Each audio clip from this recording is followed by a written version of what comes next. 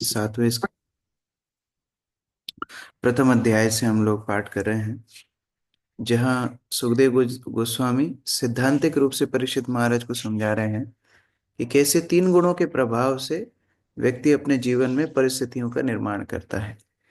अगर वो सतोगुणी होगा तो सतोगुणी परिस्थितियों में उसकी विजय होगी। रजोगुणी होगा, रजोगुणी परिस्थितियों में उसको ज्यादा फायदा मिलेगा। तमोगुणी होगा, तमोगुण में उसको ज्यादा आनंद मिलेगा। तो इस प्रकार से तीन गुणों के प्रभाव का व्याख्या करा जा रहा है श्लोक संख्या 10 से आगे। यदा शिशिक्षु पुरा आत्मनो परो रजा सृजत्येष पृथक् स्वमायया सत्वं विचित्रा सुरिरिं सुरीश्वरा शयिष्यमाणस्तमयिर्ययत्यसौ। मोनिका माता जी। जब पूर्ण पुरुषोत्तम भगवान विभिन्न प्रकार के शरीर उत्पन्न करते हैं और प्रत्येक जीव को उसके शरीर, उसके चरित्र तथा सकाम कर्मों के अनुसार विशिष्ट प्रकार का शरीर प्रदान करते हैं, तो श्री भगवान भौतिक प्रकृति के समस्त गुणों को, सत्व गुण, रजोगुण तथा तमोगुण को पुनर्जीवित करते हैं। तब परमात्मा के रूप में वे प्रत्येक शरीर में प्रविष्ट होकर सृजन, पालन तथा संहार के गुणों को प्रभावित करते हैं, जिनमें से सत्व गुण का उपयोग पालन हेतु, रजोगुण का उपयोग सृजन हेतु तथा तमोगुण का उपयोग संहार हेतु किया जाता है। हरे कृष्ण। ये पूरी प्रकृति तीन गुणों के माध्यम से ही बनी है। अलग अलग शरीर अलग अलग गुणों के हैं। जैसे पशुओं में भी हम तीन गुण देखते हैं, गाय सतोगुण में, और तमोगुण में जो भेड़िए इत्यादि तमोगुण में माने गए हैं, शेर रजोगुण में माना गया है। तो ऐसे हर शरीर एक ना एक गुण से प्रधानता है, और जीव के कर्म के अनुसार, प्रवृत्तियों के अनुसार ये गुणों के शरीर उसको मिलते हैं। और भगवान भी इन तीन गुणों के माध्यम से सृष्टि का सृजन, पालन, संहार इत्यादि करते हैं। जय माता जी। पढ़िए तात्पर्य। तात्पर्य। यद्यपि भौतिक प्रकृति सतोगुण, रजोगुण तथा तमोगुण के द्वारा संचालित होती है, लेकिन प्रकृति स्वतंत्र नहीं है। जैसा कि श्री भगवान श्रीमद् भगवत गीता में कहते हैं, मया दर्शेन प्रकृति सूयते सचराचरम हेतु नानेन कौन्तेय जगद्वीप परिवर्तते। हे कुंती पुत्र, यह भौतिक प्रकृति मेरे निर्देशन के अंतर्गत कार्य कर रही है और यह समस्त चर तथा अचर प्राणियों को उत्पन्न कर रही है। इसके नियम अनुसार इस जगत का बारंबार सृजन तथा विनाश होता रहता है। भौतिक जगत में विभिन्न प्रकार के परिवर्तन तीनों गुणों की क्रिया प्रतिक्रियाओं के फलस्वरूप होते हैं, किंतु इन तीनों गुणों से भी श्रेष्ठ उनके अध्यक्ष परमेश्वर हैं। भौतिक प्रकृति द्वारा जीवों को प्रदत्त विभिन्न प्रकार के शरीरों में यंत्रारूढ़ानी मायया या तो सतोगुण प्रधान होता है अथवा रजोगुण या तमोगुण। शरीर की उत्पत्ति भौतिक प्रकृति द्वारा पूर्ण पुरुषोत्तम भगवान के निर्देशानुसार होती है। इसीलिए यहाँ पर वर्णन किया गया है, यदा सी चक्षु पूर्व आत्मना पर, जो सूचित करता है कि यह शरीर निश्चित रूप से श्री भगवान द्वारा सृजित है। कर्मणा देव नेत्रेण, जीव के कर्मानुसार श्री भगवान के निर्देशन में शरीर निर्मित किया जाता है। यह शरीर सतोगुणी है, रजोगुणी है अथवा तमोगुणी, यह सब बहिरंगी शक्तियों पृथक स्वमाया के द्वारा श्री भगवान के निर्देशन में संपन्न किया जाता है। इस प्रकार श्री भगवान ईश्वर विभिन्न प्रकार के शरीरों में परमात्मा रूप में निर्देश देते हैं और पुनः शरीर को विनष्ट करने हेतु वे तमोगुण का उपयोग करते हैं। इस प्रकार से जीवों को विभिन्न प्रकार के शरीर प्राप्त होते हैं। तो भगवान की अध्यक्षता में प्रकृति काम करती है, और ये प्रकृति के शरीर जो यंत्र रूपी शरीर है, तीन गुणों के माध्यम से बनते हैं। कालम चरंतम सततृष आश्रयम प्रधान पुंभायाम नरदेव सत्यकृत। हिमांशी माता जी।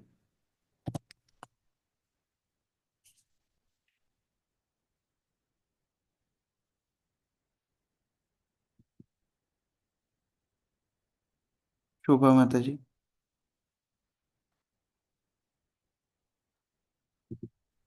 हे हरे कृष्ण। हे महान राजा, भौतिक तथा आध्यात्मिक शक्तियों के नियंता पूर्ण पुरुषोत्तम भगवान, जो संपूर्ण ब्रह्मांड की सृष्टा हैं, काल की सृष्टि करते हैं, जिससे भौतिक शक्ति तथा जीव काल की सीमा के अंतर्गत कार्य कर सके। इस प्रकार परम पुरुष न तो कभी काल के अधीन होते हैं, न ही भौतिक शक्ति माया के अधीन होते हैं। हरे कृष्णा। तो इस सब के ऊपर भी प्रकृति को चलायमान रखने के लिए काल शक्ति भगवान की, ये काल शक्ति इन तीन गुणों से बने हुए शरीरों को, सृष्टि को आगे संचालित करती है। अर्जुन प्रभु पढ़िए। तात्पर्य।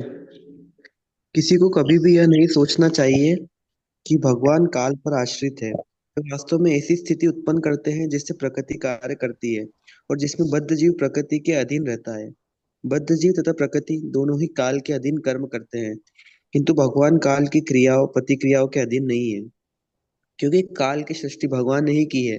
अधिक स्पष्ट करने के लिए श्री विश्वनाथ चक्रवर्ती ठाकुर कहते हैं कि सृजन, पालन तथा संहार ये तीनों भगवान की परम इच्छा के अधीन है। भगवत गीता में भगवान कहते हैं, यदा यदा हि धर्मस्य ग्लानिर्भवति भारत अभ्युत्थानमधर्मस्य तदात्मानं सृजाम्यहम्। हे भरतवंशी, जब जब धर्म को हानि होती है और अधर्म का प्राधान्य होता है, तब तब मैं स्वयं अवतरित होता हूँ।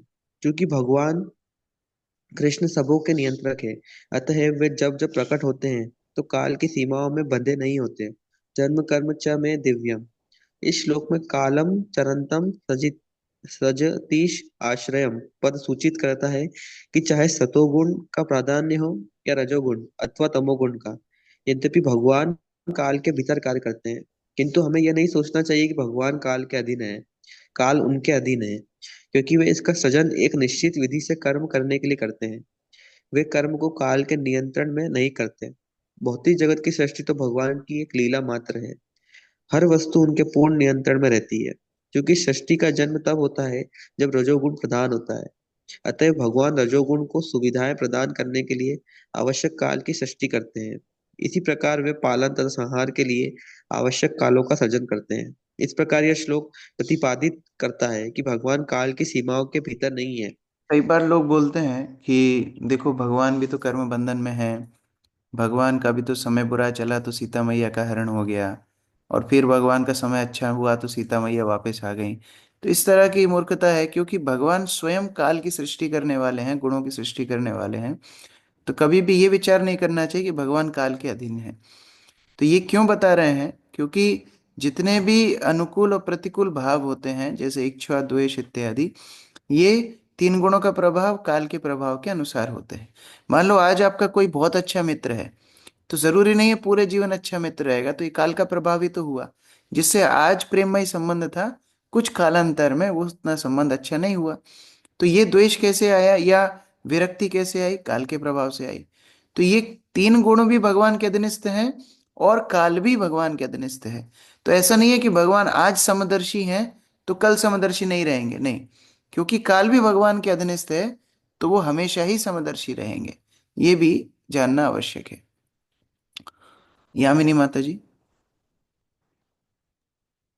जैसा कि ब्रह्म संहिता में कहा गया है, ईश्वर परम कृष्ण कृष्ण परम नियामक है, सच्चिदानंद विग्रह। उनका शरीर आनंद पूर्ण तथा आध्यात्मिक है, अनादि। वे किसी के भी अधीन नहीं है।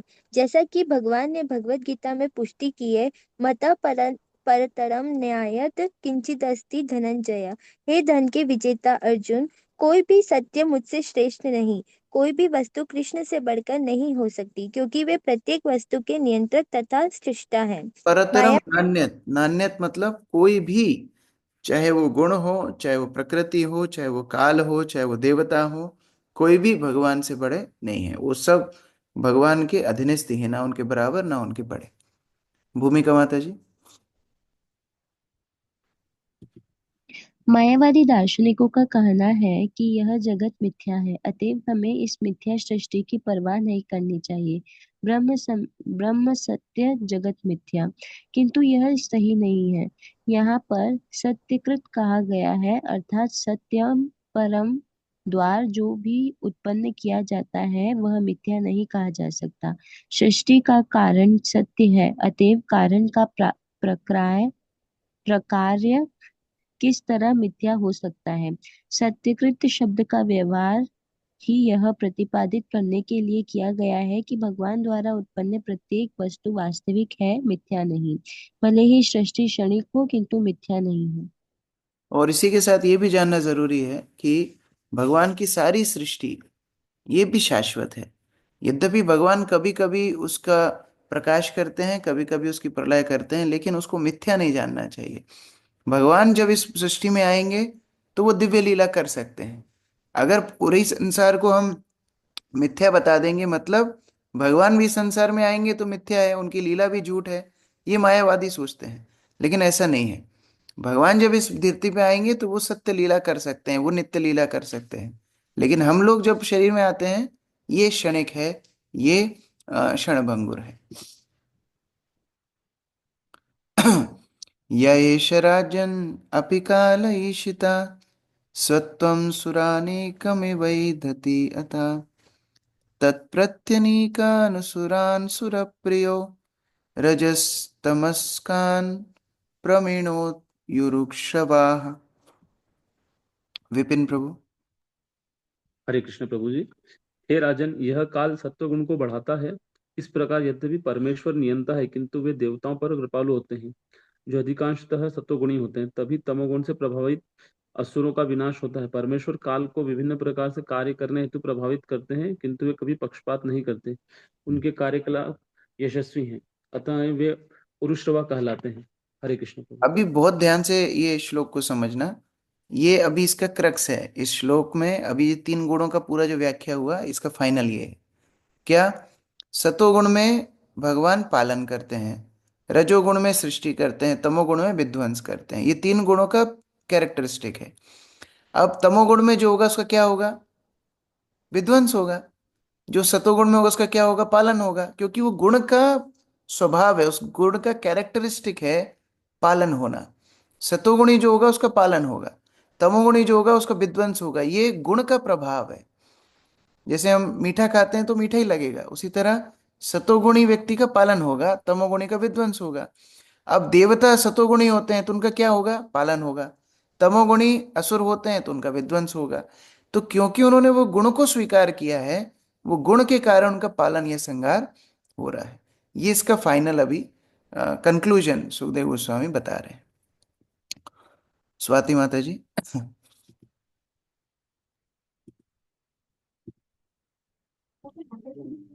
भगवान भगवान भगवत गीता में कहते हैं, समोहम सर्वभूतेषु ना मे देशु अस्ति ना प्रिय। ना तो मैं किसी से ईर्ष्या करता हूँ, ना मैं किसी का पक्षपात करता हूँ। मैं सबों के प्रति समभाव रखता हूँ। भगवान पक्षपात नहीं कर सकते, वे सबों के प्रति सदैव समभाव रखते हैं। अतएव जब देवताओं पर कृपा की जाती है और असुरों का वध होता है, तो ये पक्षपात नहीं होता, अपितु काल का प्रभाव होता है।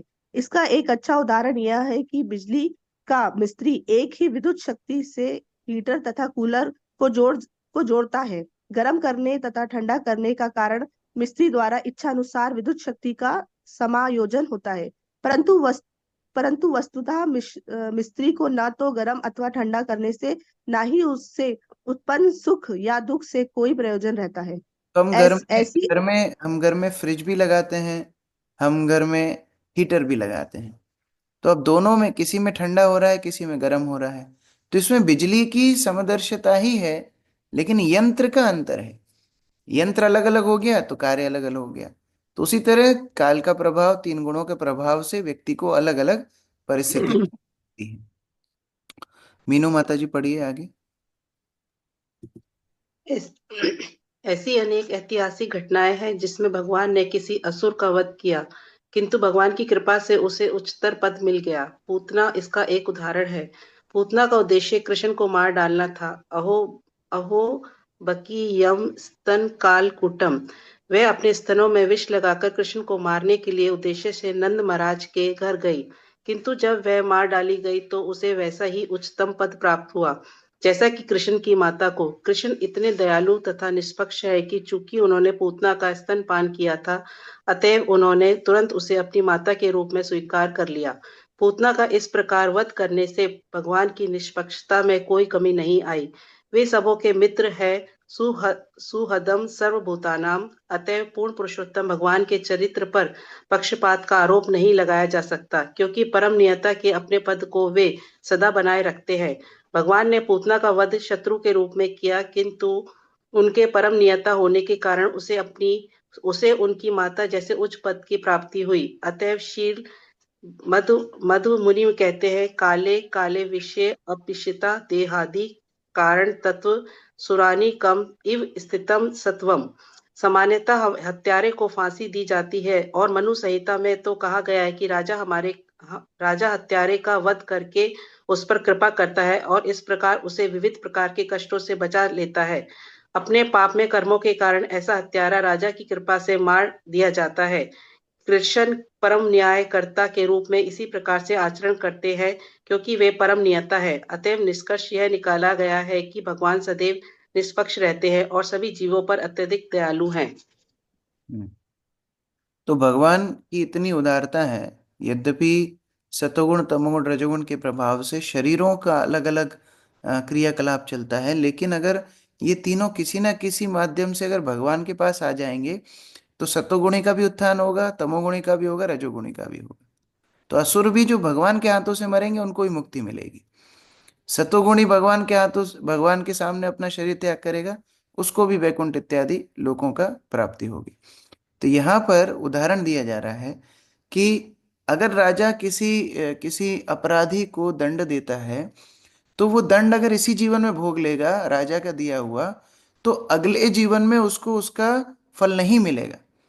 जैसे किसी ने अभी चोरी की, किसी ने डाका डाला, किसी ने किसी की हत्या की, उसको अगर राजा दंड दे देगा, राजा न्याय सुना देगा और वो अगर इसी जन्म में भुगत लेगा तो अगले जन्म में उसको उसका भरपाई नहीं करनी पड़ेगी। उसी तरह भगवान असुरों को वध करके उन्हें दंड दे करके वास्तव में उन्हें शुद्ध करते हैं, नहीं तो अगले जन्मों में फिर उनको उनके पापों के लिए और नीच लोकों में जाना पड़ेगा। भगवान से के हाथों से वध होता है तो उनकी फिर मुक्ति हो जाती है। अत्रैवोद्धरिता पूर्वम् इतिहासासुरासिना प्रीत्या महाक्रतौ राजन् पृच्छते जात शत्रवे। विशाल प्रभु। हरे कृष्ण प्रभु जी। हे राजन, पूर्व काल में जब महाराज युधिष्ठिर राज रास राजसूय यज्ञ कर रहे थे तो महर्षि नारद ने उनसे पूछे जाने पर कुछ ऐतिहासिक तथ्य कह सुनाए, जिससे पता चला कि भगवान असुरों का वध करते समय भी कितने निष्पक्ष रहते हैं। इस संबंध में उन्होंने एक जीवंत उदाहरण प्रस्तुत किया। अभी बात चली ही है कि अगर तमोगुणी भी असुर भी भगवान के सामने आ जाए और भगवान उनको ही मदद करने के लिए उनका वध कर दें तो भी उनको उच्च गति प्राप्त होती है।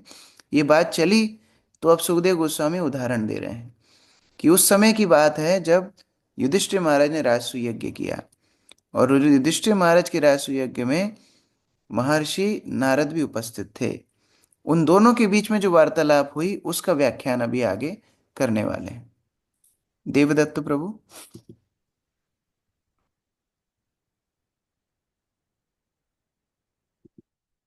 वेदांत प्रभु।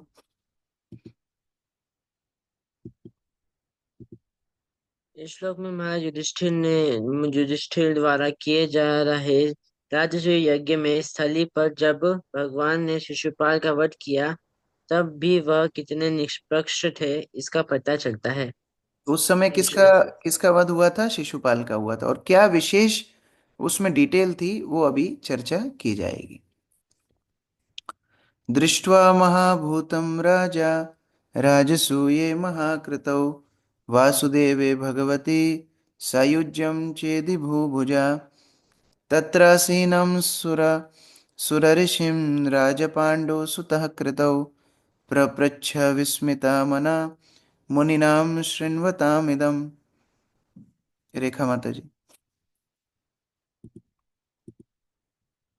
हे राजन, महाराज पांडु के पुत्र महाराज युधिष्ठिर ने राजसूय यज्ञ के समय शिशुपाल को परम भगवान कृष्ण के शरीर में विलीन होते हुए स्वयं देखा।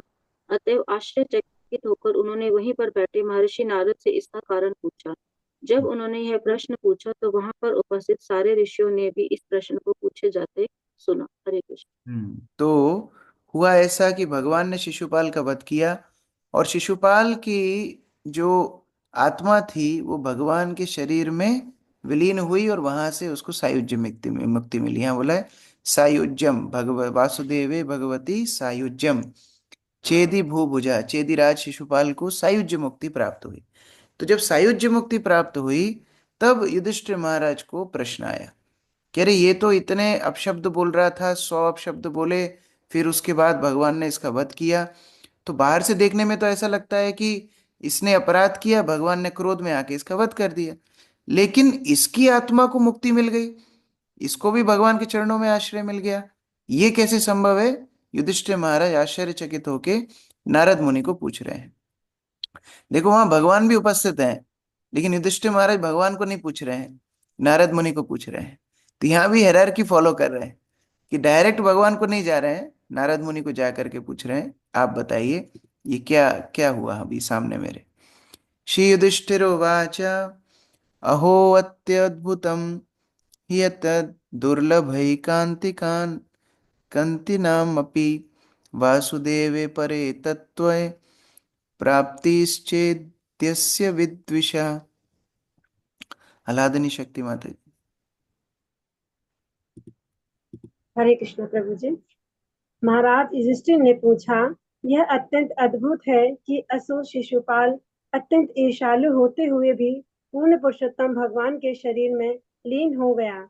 यह सायुज्य मुक्ति बड़े बड़े आध्यात्मवादियों के लिए भी प्राप्त करनी दुर्लभ है। तो फिर श्री भगवान के शत्रु को यह कैसे प्राप्त हुई?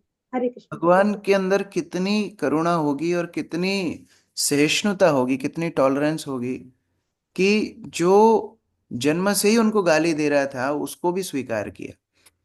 तो ये भक्तों का, वैष्णवों का, भगवान का उदार चरित्र होता है। हम कितना ही उनको परेशान करें फिर भी उनको स्वीकार करते हैं। तो यहाँ पर युधिष्ठिर महाराज को आश्चर्यचकित हो गए कि शिशुपाल जैसा ईर्ष्यालु भी भगवान के अंदर सायुज्य मुक्ति प्राप्त कर गया। और यहाँ बड़े बड़े अध्यात्मवादी प्राणायाम करते रहते हैं, योग करते रहते हैं, कितना कुछ करते रहते हैं, इनको वो मुक्ति प्राप्त नहीं हो पाती, बड़ी कठिनाई से मिलती है। तो कैसे ऐसा हुआ जो शिशुपाल को ऐसी गति मिली? देवदत्त प्रभु। हरे कृष्ण प्रभु जी। अध्यात्मवादियों की दो श्रेणियां हैं, ज्ञानी तथा भक्त।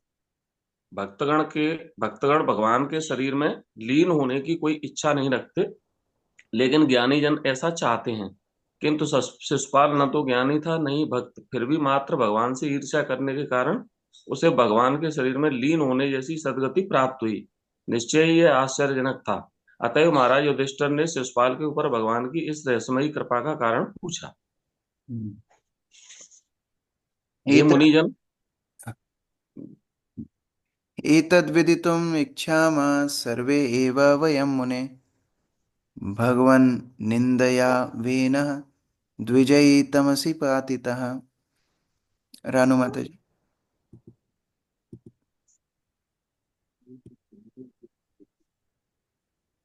हे महामुनि, हम सभी श्री भगवान की इच्छा कृपा का कारण जानते हेतु उत्तप है। मैंने सुना है कि प्रचिता काल में वे नाम नाम नाम का राजा ना पूर्ण पुरुषोत्तम भगवान की निंदा की फलस्वरूप सभी ब्राह्मणों ने उसे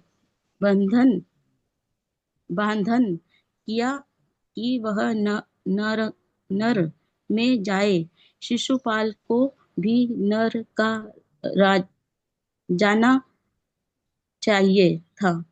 फिर वह श्री भगवान के शरीर में किस प्रकार लीन हो गए? उदाहरण दे रहे हैं युधिष्ठिर महाराज। मैंने एक और बात सुनी है, प्राचीन काल में वेण नाम का राजा था, वो भी भगवान की, ऋषियों की, साधुओं की निंदा करता था। तो ब्राह्मणों ने मंत्र उच्चारण से उसका वध किया, वो मर गया, नरक में चला गया, ऐसा सुना है। तो शिशुपाल को भी नरक जाना चाहिए था, इसको कैसे सायुज्य मुक्ति मिल गई? ये बड़ा आश्चर्यजनक है। सायुज्य मुक्ति सायुज्य मुक्ति मतलब भगवान के शरीर में विलीन हो जाते हैं, जो भगवान की ब्रह्म ज्योति होती है उसमें जीवात्मा चली जाती है और तब तक वहां रहती है जब तक वहां पर उसको बोरिंग फील नहीं होता है। उसके बाद पतंती अधः, दोबारा से वह भौतिक संसार में आ जाता है। धमघोष सुतः पापा आरभ्य कल भाषणात् संप्रति अमर्षि गोविंदे दंत वक्र च दुर्मति। शिवानी माता जी।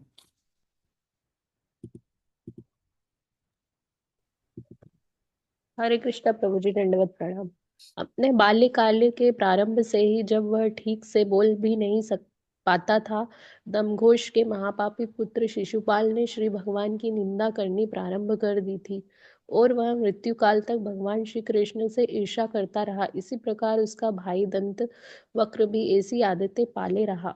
हरे कृष्णा प्रभु जी, दंडवत प्रणाम। कभी कभी ये शिशुपाल की आत्मा हमारे सिर पे हावी हो जाती है, हम भी एकदम भक्ति के प्रारंभिक दिनों से ही भक्तों की निंदा करने लगते हैं। तो ये शिशुपाल भी जन्म से क्या कर रहा था, तो जैसे बोलना सीखा भगवान की निंदा कर रहा था। उसी तरह कभी बार हम भी भक्ति में आते हैं, थोड़ा सा सीख जाते हैं, 2 श्लोक सीख जाएंगे, बस अब भक्तों में करेक्शन, भक्तों की निंदा, भक्तों के साथ ईर्ष्या इत्यादि करने। तो युधिष्ठिर महाराज को आश्चर्य हो रहा था कि ऐसा जिसने पूरा जीवन भगवान की निंदा की, इसको कैसे सायुज्य मुक्ति मिल गई, ये प्रश्न है। सप्तोर अस्कृत विष्णु यद ब्रह्म परम अव्ययम स्वित्रो न जातो जिह्वायां नांधम विवसतुस्तमः। पिंकी माता जी। हरे कृष्ण प्रभु, दंडवत प्रणाम। यद्यपि शिशुपाल तथा दंतवक्र दोनों ही परम ब्रह्म पूर्ण पुरुषोत्तम भगवान श्री कृष्ण श्री विष्णु की बारंबार निंदा करते रहे, तो भी वे पूर्ण स्वस्थ रहे। न तो उनकी जीभों में श्वेत कुष्ठ रोग हुआ, न ही वे नरकीय जीवन के गहन अंधकार में प्रविष्ट हुए। हम सचमुच इससे अत्यधिक चकित हैं। हरे और कृष्ण। ऐसे ऐसे असुरों को, जो भगवान के विद्वेषी, इनको तो कुछ ना कुछ रोग हो जाना चाहिए था, कुष्ठ रोग इत्यादि, नरक में जाना चाहिए था। कुछ भी नहीं हुआ, अस्ते बढ़िया स्वस्थ रहे, बढ़िया चलते फिरते रहे। तो इनको क्यों कुछ नहीं हुआ? ये सामान्य प्रश्न है, हमारे प्रश्न भागवत के माध्यम से आ रहे हैं। हमें ऐसा कई बार लगता है ना कि अरे ये पापी लोग इतने बढ़िया घूमते रहते हैं और हमारे जीवन में इतनी समस्याएं आती हैं, ऐसा क्यों? राजीव प्रभु पढ़िए, राजीव चौरसिया प्रभु। तात्पर्य। श्रीमद् भगवद गीता में अर्जुन ने भगवान श्री कृष्ण का वर्णन इस प्रकार किया है। परम ब्रह्म परम धाम पवित्रम परम परम भवान। आप परम ब्रह्म, आप परम ब्रह्म परम धाम तथा पवित्र करने वाले हैं। यहाँ पर इसकी पुष्टि हुई है, विष्णु यद ब्रह्म परम भयम। श्री विष्णु ही श्री कृष्ण है, श्री कृष्ण श्री विष्णु के कारण है, इसके विपरीत नहीं। अतः ब्रह्म भगवान श्री कृष्ण का कारण नहीं है, अपितु भगवान श्री कृष्ण ब्रह्म के कारण है। अतः भगवान श्री कृष्ण परम ब्रह्म है, यद ब्रह्म परम व्ययम। कथम तस्मिन् भगवती दुर्वग्राय धामनि पश्यतां सर्वलोकानां लयम ईयतु अंजसा। नीतू माता जी। हरे कृष्णा प्रभु जी, धन्यवाद प्रणाम। यह कैसे संभव हो पाया कि शिशुपाल तथा दंत वर्ग अनेक महापुरुषों के देखते देखते ही उन भगवान श्री कृष्ण के शरीर में सरलता से प्रवेश हो सके, जिन श्री भगवान की भक्ति को प्राप्त कर पाना कठिन है। हरे कृष्ण प्रभु जी। अरविंद प्रभु। हरे कृष्ण। शिशुपाल तथा दंत वक्र पूर्व जन्म में वैकुंठ के द्वारपाल जय और विजय थे। उनका अंतिम लक्ष्य भगवान श्री कृष्ण के शरीर में लीन होना नहीं था। वे कुछ काल तक लीन रहे, किंतु उसके पश्चात उन्हें प्रभु के लोक में रहने तथा उन्हीं के समान कायिक रूप प्राप्त करने, अर्थात सारूप्य तथा सालोक्य मुक्ति प्राप्त करने का अवसर मिला। शास्त्र प्रमाण देता है कि यदि कोई परमेश्वर की निंदा करता है तो उसको अनेक ब्राह्मणों का वध करने वाले व्यक्ति से भी कहीं अधिक लाखों वर्षों तक नारकीय जीवन बिताने का दंड दिया जाता है। किंतु शिशुपाल को नारकीय जीवन में प्रवेश नहीं करना पड़ा। वह तो तुरंत ही सरलता से सायुज्य मुक्ति को प्राप्त हुआ। शिशुपाल को ऐसा सुअवसर दिया जाना केवल कहानी नहीं है, वहां पर उपस्थित सभी लोगों ने इसे देखा, अतएव साक्ष्य की कमी नहीं है। लेकिन यह हुआ कैसे? महाराज युधिष्ठिर अत्यंत चकित थे। हरे कृष्ण। एतद् भ्राम्यति मे बुद्धि दीपर्च्येव वायुना ब्रूहि एतदद्भुतम् भगवान ही यत्र कारणम। प्रमोदानंद प्रभु जी। हरे कृष्ण प्रभु जी, ये विषय निस्संदेह अत्यंत अद्भुत है। मेरी बुद्धि उसी तरह डगमगा रही है जिस तरह बहती हुई वायु से दीपक की लौ विचलित हो जाती है। हे नारद मुनि, आप सब कुछ जानते हैं, कृपा करके मुझे इस अद्भुत घटना का कारण बताएं। हरे कृष्ण प्रभु जी। तो जब भी ऐसे महान युधिष्ठिर महाराज जैसे राजा, इतने धर्मपरायण, धर्म जानने वाले, वो भी जब विस्मित हो रहे हैं तो गुरु का आश्रय ले रहे हैं, तो कभी ये मन में नहीं आना चाहिए कि मैं बहुत बड़ा बन गया हूँ, मुझे किसी की जरूरत नहीं। युधिष्ठिर महाराज भी नारद मुनि को बोल रहे हैं, मेरी बुद्धि अभी चकरा रही है, मैं आपको जानता हूँ, आप मेरे इस संशय को दूर कर सकते हो। तात्पर्य अंकित गुप्ता प्रभु। तात्पर्य, शास्त्रों का आदेश है कि तत् विज्ञानार्थम स गुरुमेवाभिगच्छेत्। जब मनुष्य जीवन की कठिन समस्याओं से आक्रांत हो जाए तो उनको हल करने के लिए उसे नारद अथवा परंपरागत किसी प्रतिनिधि तुल्य गुरु के पास जाना चाहिए। अतएव महाराज युधिष्ठिर ने नारद से विनती की कि वे ऐसी अद्भुत घटना का कारण बताएं। हरे कृष्ण प्रभु। श्रीबादरायणीरुवाच राज्ञस्त्वद्वच आकर्ण्य नारदो भगवान् ऋषि तुष्टः प्राह तमाभाष्य श्रवणत्या तत्सदः कथा। हंसराज प्रभु। हरे कृष्णा प्रभु जी। श्री सुखदेव गोस्वामी ने कहा, महाराज युधिष्ठिर की विनती सुनकर अत्यंत शक्तिशाली गुरु नारद मुनि अत्यंत प्रसन्न हुए, क्योंकि वे हर बात को जानने वाले हैं। इस तरह उन्होंने यज्ञ में भाग लेने वाले सभी व्यक्तियों के समक्ष उत्तर दिया। हरे तो कृष्ण। क्या चल रहा है? सूत गोस्वामी सौनकादि ऋषियों को कथा सुना रहे हैं कि सुखदेव गोस्वामी परीक्षित महाराज को क्या कथा सुना रहे थे, और सुखदेव गोस्वामी उसके भीतर बता रहे हैं कि युधिष्ठिर और नारद के बीच में क्या संवाद चल रहा है। तो इस कहानी के अंदर की कहानी के अंदर की कहानी है। और अभी ये प्रश्न जो पूछा है युधिष्ठिर महाराज ने, आगे नारद मुनि उत्तर दे रहे हैं। श्री नारद उवाच निंदन स्वतः सत्कारा नयकारार्थम कलेवरम प्रधान परयो राजन अविवेकेन कल्पितम। आद्या पढ़ो। महर्षि नारद ने कहा, हे राजन, निंदा तथा स्तुति, अपमान तथा सम्मान का अनुभव अज्ञान के कारण होता है। बुद्धिजीव का शरीर श्री भगवान द्वारा अपनी बहिरंगी शक्ति के माध्यम से इस जगत में कष्ट भोगने हेतु बनाया जाता है। ये शारीरिक चेतना का लक्षण ही है कि अज्ञानता, अविद्या, और इस अविद्या के चलते कभी निंदा, कभी स्तुति, मान अपमान से हम प्रभावित होते चले जाते हैं। तात्पर्य महारानी माता जी। तात्पर्य, श्रीमद् भगवत गीता में वर्णन किया गया है, ईश्वर सर्वभूतानां हृदयेषु अर्जुन तिष्ठति ब्रह्मयान सर्वभूतानि यत्र रूढ़ानि मायया। हे अर्जुन, परमेश्वर सबके हृदय में स्थित है और वे इन सभी जीवों के भ्रमक का निर्देशन कर रहे हैं, जो भौतिक शक्ति के द्वारा निर्मित यंत्र पर आरूढ़ हुए हैं। भौतिक शरीर का निर्माण बहिरंगी शक्ति द्वारा पूर्ण पुरुषोत्तम भगवान के निर्देशानुसार किया गया है। बद्ध जीव इस यंत्र में आरूढ़ होकर पूरे ब्रह्मांड में विचरण करता है और देहात्मक बुद्धि के कारण कष्ट ही कष्ट भोगता रहता है। वस्तुतः निंदा का कष्ट और प्रशंसा का हर्ष, सत्कार की स्वीकृति या कठोर शब्दों द्वारा अपमान, ये सभी जीवन के भौतिक अवधारणा से अनुभव किए जाते हैं, किंतु चूंकि पूर्ण पुरुषोत्तम भगवान की देह भौतिक नहीं अपितु सच्चिदानंद विग्रह है, अतएव वे अपमान या सम्मान, निंदा या स्तुति से अप्रभावित रहते हैं। सदा अप्रभावित रहने तथा परिपूर्ण होने के कारण वे भक्तों द्वारा सुंदर प्रार्थना किए जाने पर अतिरिक्त रूप से हर्षित नहीं होते। यद्यपि भक्त द्वारा श्री भगवान की प्रार्थना करने से लाभ होता है।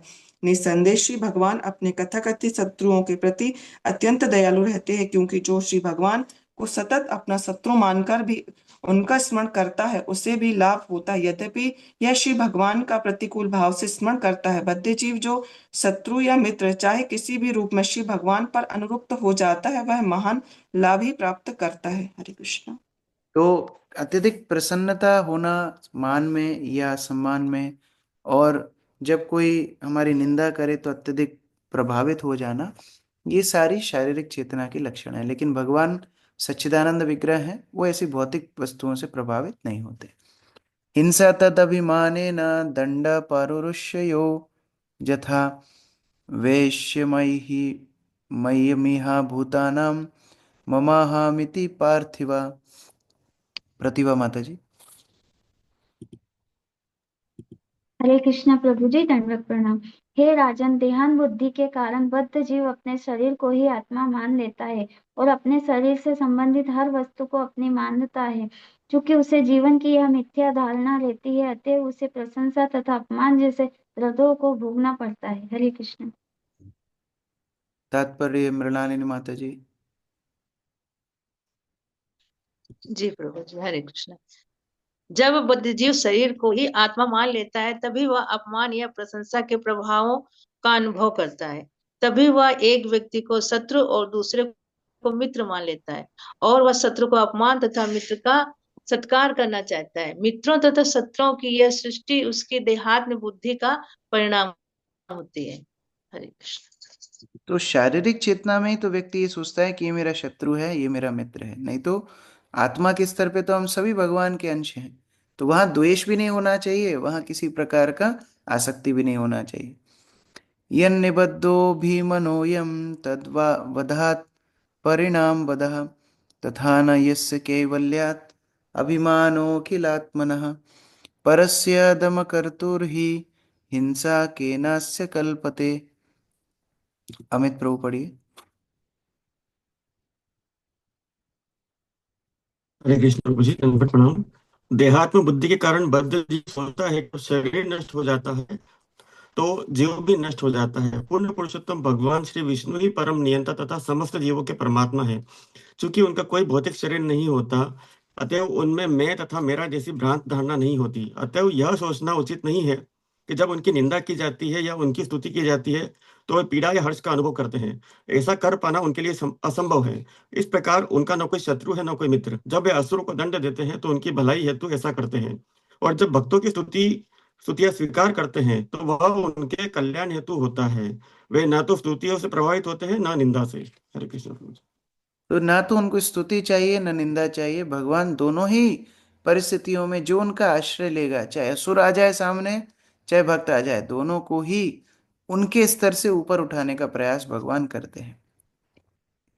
प्रफुल्ल प्रभु। भौतिक शरीर से आवृत होने के कारण बड़े से बड़े विद्वान तथा मिथ्या रूप से शिक्षित प्राध्यापकों सहित समस्त बद्धजीव यह सोचते हैं कि जो ही शरीर का अंत होता है तो ही सब कुछ समाप्त हो जाता है। यह जीवन के प्रति उनकी देहात्म बुद्धि के कारण है।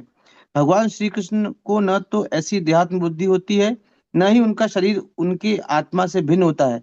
अतएव जब भगवान श्री कृष्ण में किसी प्रकार की देहात्म बुद्धि है ही नहीं, तो फिर वे भौतिक स्तुतियों तथा दोषारोपणों से किस प्रकार प्रभावित हो सकते हैं। यहाँ पर भगवान श्री कृष्ण के शरीर को कैवल्य कहा गया है, अर्थात उनसे अभिन्न।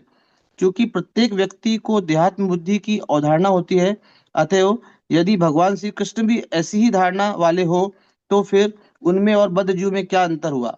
श्रीमद् भगवत गीता में भगवान श्री कृष्ण के उपदेशों को निर्णायक माना जाता है, क्योंकि उनका शरीर भौतिक नहीं होता। जो ही भौतिक शरीर मिला नहीं कि मनुष्य में 4 दोष आ जाते हैं, लेकिन भगवान श्री कृष्ण को भौतिक देह न होने से उनमें ये अवगुण नहीं पाए जाते। ये सदैव आध्यात्मिक दृष्टि से चिन्मय तथा आनंदमय रहते हैं। ईश्वर परम कृष्ण सच्चिदानंद विग्रह, उनका स्वरूप शाश्वत आनंदपूर्ण तथा ज्ञानपूर्ण है। सच्चिदानंद विग्रह आनंद चिन्मय रस तथा केवल एक ही है। तो इसी प्रकार से हमको ये समझना है कि बच्चे माँ के गर्भ में रहते हैं और माँ के गर्भ में ही लात मारते हैं, तो माँ बच्चे के ऊपर क्रोधित नहीं होती। उसी प्रकार से कई बार कोई जीव भगवान के विद्वेषी भी होगा तो भगवान से क्रोधित नहीं होंगे, उनको सुधारने का प्रयास भगवान करते हैं।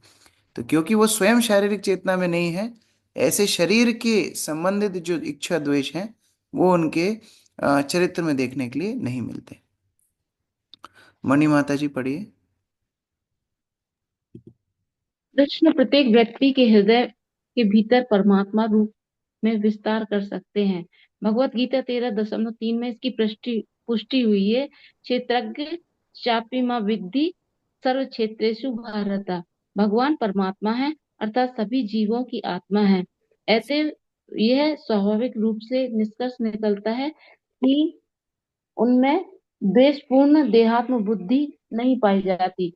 वे हर एक शरीर में स्थित होते हुए भी देहात्म बुद्धि नहीं रखते। वे ऐसी अवधारणाओं से सदैव मुक्त रहते हैं। अतः वे जीव के भीतर शरीर से संबंधित किसी भी वस्तु से प्रभावित नहीं हो सकते। ये भगवान का भगवत चरित्र समझना बहुत आवश्यक है। वो हमारे जैसे बद्ध जीव नहीं है, हर शरीर में उपस्थित हैं परमात्मा रूप से, लेकिन शारीरिक चेतना में नहीं है। ओजस्विनी माता जी। श्रीमद् भगवद गीता 16.19 में श्री कृष्ण कहते हैं, तनहम दुष्यतः क्रूरान संसरेषु नराधमान क्षिप्राम्य जश्य नाशुरेष्यवेव योनिषो। जो व्यक्ति ईर्ष्यालु तथा खल है, जो मनुष्यों में अधम है, वे मेरे द्वारा इस भवसागर में जीवन की विविध आसुरी योनियों में डाल दिए जाते हैं। जब श्री भगवान असुरों जैसे मनुष्यों को दंड देते हैं तो यह दंड देने बद्ध जीवों के हित हेतु होता है। पूर्ण पुरुषोत्तम भगवान से ईर्ष्या करने के कारण बद्ध जीव उन पर यह दोषारोपण कर सकता है कि श्री कृष्ण बुरे हैं, वे चोर हैं इत्यादि। किंतु भगवान श्री कृष्ण समस्त जीवों के प्रति दयालु होने के कारण ऐसे आरोपों पर ध्यान नहीं देते। उल्टे वे बद्ध जीवों के द्वारा अनेक बार कृष्ण कृष्ण का उच्चारण करने को महत्व देते हैं। वे कभी कभी ऐसे असुरों को एक जन्म में निम्नतर योनि में डालकर दंडित करते हैं और फिर जब वे दोषारोपण करना छोड़ देते हैं तो अगले जन्म में श्री कृष्ण के नाम का निरंतर उच्चारण करने के कारण उन्हें मुक्त कर दिया जाता है। परमेश्वर या उनके भक्त की निंदा करना बद्ध जीवों हेतु कभी कल्याणप्रद नहीं होता, किंतु भगवान श्री कृष्ण अत्यंत दयालु होने के कारण बद्ध जीवों के ऐसे पाप कर्मों हेतु एक जन्म में दंड देते हैं और फिर उन्हें अपने धाम वापस बुला लेते हैं। इसका जीवंत यहाँ पर उदाहरण बहुत अच्छा एक पॉइंट है। अभी कई वीडियोस ऐसी आती हैं जहाँ भगवान को नकारा जाता है, इस्कॉन के बारे में उल्टा सीधा बोला जाता है, क्या क्या नहीं होता। तो भगवान उसमें क्या देखते हैं? भगवान उसमें देखते हैं, अच्छा ये पूरे इसके वचनों में इसने मेरा नाम कितनी बार लिया, आगे पीछे जो जोड़ा वो फर्क नहीं पड़ता है, लेकिन इसने मेरा नाम कितनी बार लिया, ये भगवान उधर देख करके फिर उसको आगे अवसर देंगे कि वो सुधर जाए और भगवान की भक्ति को बहुत गहराई से स्वीकार कर ले। सरिता माता जी। हरे कृष्णा प्रभु जी, धन्यवाद प्रणाम। इसका सजीव उदाहरण वृतासुर है, जो पूर्व जन्म में चित्रकेतु महाराज नामक महान भक्त था। चूंकि उसने भक्तों के शिरोमणि शिव जी का उपहास किया, अतएव उसे वृत नामक असुर का शरीर धारण करना पड़ा, किंतु बाद में उसे भगवत धाम प्राप्त हुआ। इस तरह जब श्री कृष्ण किसी असुर या बद्धजीव को दंड देते हैं तो वे उसकी निंदा करने की आदत छुड़ा देते हैं, और जब वह पूरी तरह शुद्ध हो जाता है तो भगवान उसे अपने धाम बुला लेते हैं। हरे कृष्ण। इस प्रकार भगवान का असीम अनुकंपा है, जो नारद मुनि अपने स्वयं के अनुभव से, शास्त्रों के ज्ञान से युधिष्ठिर महाराज को बता रहे हैं। हरे कृष्ण। तो श्लोक संख्या 26 से कल हम लोग आगे पाठ करेंगे। ये नारद मुनि के उपदेश और आगे प्रहलाद चरित्र की शुरुआत। श्री ग्रंथराज श्रीमद् भागवतम की जय, श्री प्रभुपाद की जय, समवेत भक्तवृंद की जय।